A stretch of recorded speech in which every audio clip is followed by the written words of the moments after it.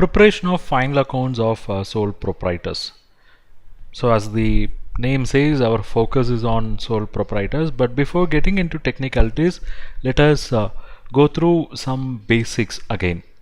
First, let us understand what is the primary function of accounting. What is the primary function?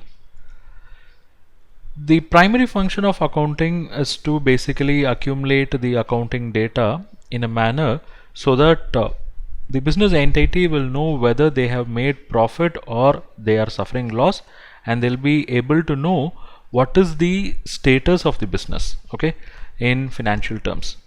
So if they want to know whether they are making profit or loss, or if they want to know what is the status of their business, they need some inputs from accounting, and those inputs are presented in a statement form, and those statements will be called as final accounts.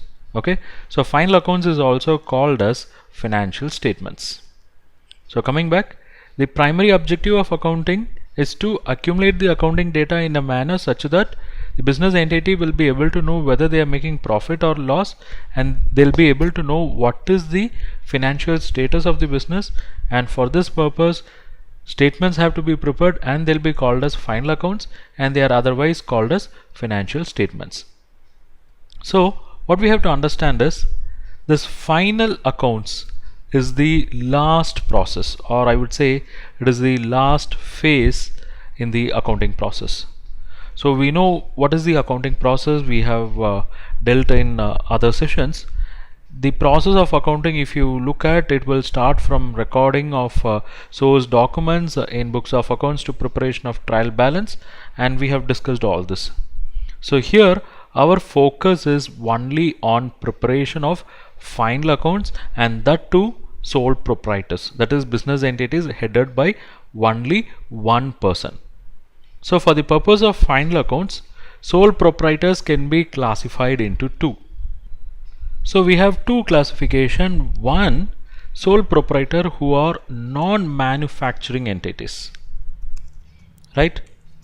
And the other one is manufacturing entities. So we are going to classify the sole proprietors into two. One is non-manufacturing entities, the other one is manufacturing business entities. Why this classification is required? Because if you look at final accounts of non-manufacturing entities, there will be basically three statements. That is, we'll have trading account, then there will be profit and loss account, and then balance sheet. But if you look at manufacturing entities, they will have to prepare four statements. The first one will be manufacturing account,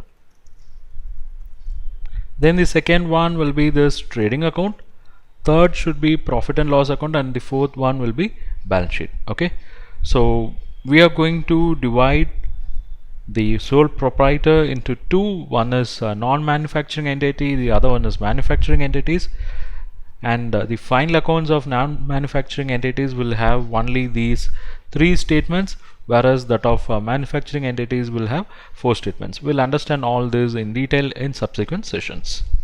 Thanks for watching this video, and I hope you like this lecture.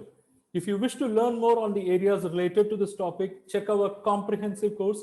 I have shared the details and link in the description below. Click, sign up and enroll. I'll see you inside the course.